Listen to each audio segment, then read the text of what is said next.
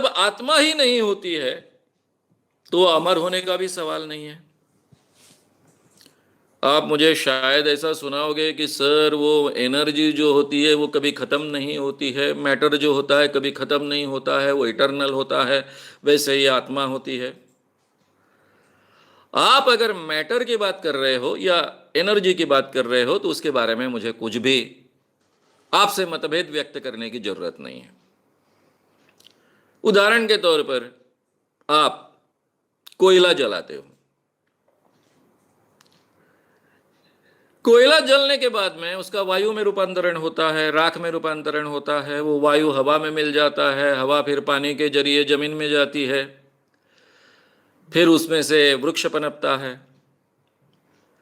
यानी जला हुआ वृक्ष में से दूसरा वृक्ष पैदा हो सकता है, लेकिन वही वृक्ष नहीं पैदा होता है कि आपने आम का पेड़ जला दिया और फिर उसमें से आम का पेड़ तैयार हुआ, ऐसा नहीं होगा। उसमें से कुछ हिस्सा प्राणियों में जाएगा, कुछ हिस्सा जमीन में ही रहेगा, कुछ हिस्सा शायद पेड़ों में आएगा। तो एक केमिकल फॉर्म में जो एनर्जी जाएगी वो अलग अलग जगह ऐसे घूमते रहेगी, ये बराबर है, इसके बारे में कोई डाउट नहीं है। एनर्जी कभी खत्म नहीं होती है, उसका रूपांतरण होते रहता है, और मैटर में ही एनर्जी होती है, मैटर के अलावा एनर्जी हो नहीं सकती है, और मैटर बदलते रहती है, उसका रूपांतरण होते रहता है, इसके बारे में कोई डाउट नहीं। यानी इंसान जो मरता है उसके शरीर का रूपांतरण मिट्टी में हो जाएगा, बाकी सब तत्वों में हो जाएगा, बाकी केमिकल्स में हो जाएगा, वो केमिकल्स के जरिए और कुछ चीजें पैदा होगी, पेड़ पौधे होंगे, घास पैदा होगी, प्राणियों में खाने को मिलेगा, वगैरह वगैरह, ये सब होगा। लेकिन वो इंसान की आत्मा, ये मेरी श्याम मानव की आत्मा फिर से जन्म ले रही, ऐसा उसका मतलब नहीं है। ये हमने समझ लेना चाहिए। नहीं तो एनर्जी और मैटर इटरनल होते हैं, इसका मतलब हम इस ढंग से अगर ढूंढेंगे और इस ढंग से जोड़ेंगे तो फिर पुराने अंधविश्वास को हम कायम रखने के लिए ऐसा कर रहे हैं, इसको सूडो साइंस ऐसा कहते हैं।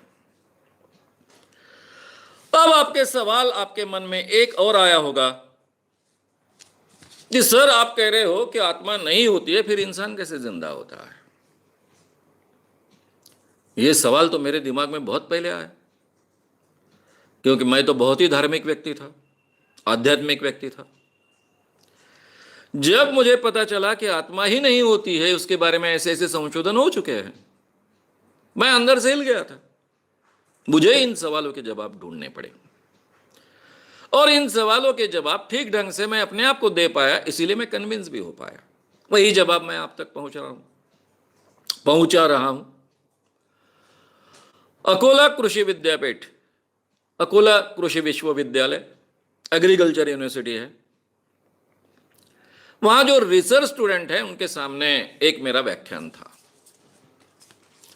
अब ये जो रिसर्च स्टूडेंट है, पीएचडी कर रहे हैं, वो तो केवल थीसिस नहीं लिखते हैं, सब प्रैक्टिकली अलग अलग पौधों पर, अलग अलग बीजों पर प्रयोग करते हैं। मेरा ये जो व्याख्यान था वो उनके ऐसे हॉल में था कि जिसमें काफी, पूरे हॉल में कांच की कपाटों में, अलमारियों में ऐसे बीज वगैरह थे, बहुत कुछ। तो वहां के एक रिसर्च स्टूडेंट ने मुझसे सवाल पूछा, सर आप कहते हो कि इस दुनिया में आत्मा नहीं होती है, तो फिर इंसान कैसे जिंदा रहता है? फिर क्या है जिंदा रखने की चीज? मैंने कहा इन सवालों का जवाब मैं आपसे लूंगा, क्योंकि आप मेरे से ज्यादा इस क्षेत्र में ज्ञानी हो। आप सभी पेड़ों पर प्रयोग करते हो, बीजों पर प्रयोग करते हो। मैं देख रहा हूं कि यहां सब अलमारियों में बीज ही बीज रखे हुए हैं, ये काय का बीज है, ये काय का बीज है।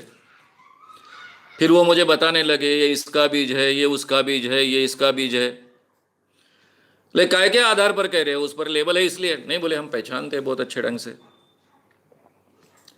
मैंने कहा ये आम का अगर बीज है तो ये आम का पेड़ क्यों नहीं बन रहा है? वो हंसने लग गए, बोले सर उसको जमीन चाहिए, अनुकूल वातावरण चाहिए, खाद चाहिए, पानी चाहिए, ये सब चीजें साथ में आएगी तो फिर वो जो भी बीज है वो फूटेगा और उसमें से पेड़ पैदा होगा। मैंने फिर पूछा कि आम का पेड़ जो है वो कितने साल जिएगा, उसको किस रंग के आम आएंगे, उसकी टेस्ट कैसी होगी। फिर उन्होंने बहुत अच्छे ढंग से मुझे वर्णन कर कर बताया, ये अमुक आम का है, ये तमुक आम का है, ये आम इतने सालों तक जिएगा, इतने सालों बाद इसको फलाएंगे, फिर इसको इतने ज़्यादा समय तक फलाएंगे, इस आम को केवल 1.5 महीना फलाएंगे, 2 महीने में ही आपको सब निपटना पड़ेगा, इस आम को 6 महीने तक टिकेंगे, वगैरह वगैरह। ये सब बातें डिटेल्स वो मुझसे कहने लग गए।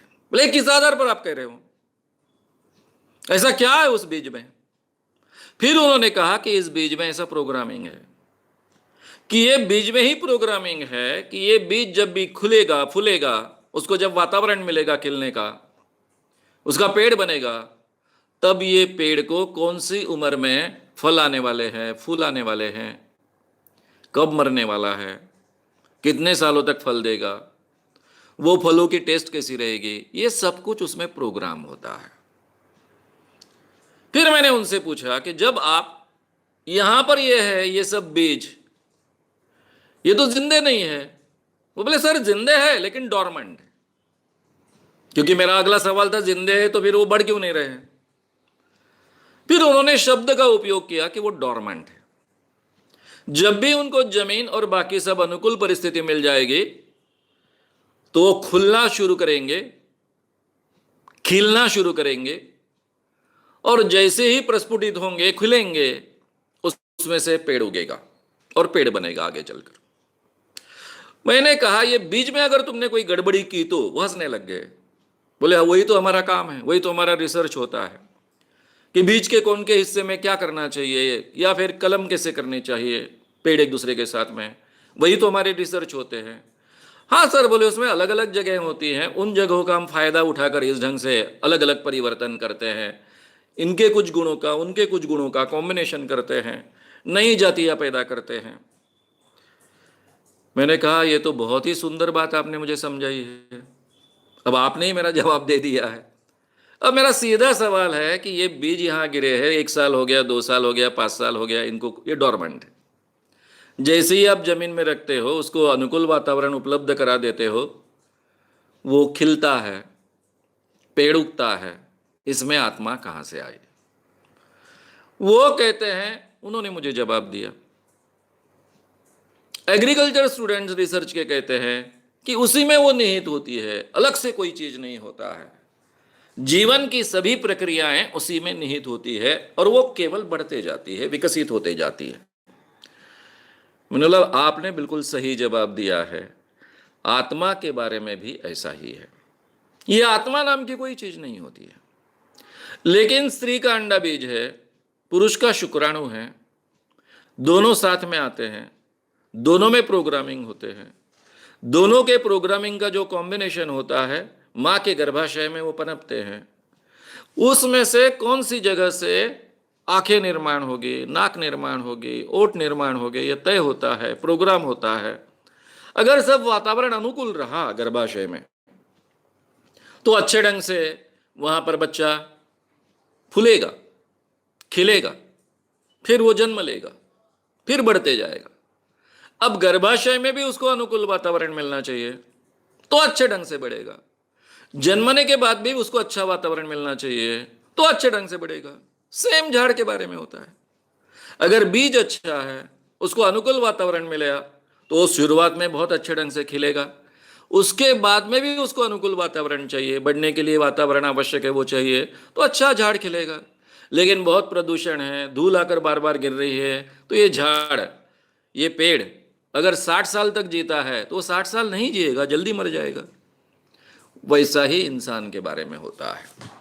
जैसा पेड़ के लिए अलग से आत्मा की जरूरत नहीं होती है, उसी ढंग से इंसान को भी अलग से आत्मा की जरूरत नहीं होती है। ये जवाब मैंने उनके ही संशोधनों के आधार पर उन्हीं के सामने रखा। मित्रों, ये सही जवाब है। अगर आपको ये वीडियो पसंद आया हो तो उसे ज़रूर लाइक करें, लोगों में ये अवेयरनेस फैलाने में हमारी मदद करें, वीडियो को ज़रूर शेयर भी करें। तो हमारे YouTube चैनल श्याम मानव को विज़िट करें। ऐसे सारे वीडियोस का आनंद लेने के लिए हमारे चैनल को सब्सक्राइब करें उसके लिए सब्सक्राइब बटन दबाएं।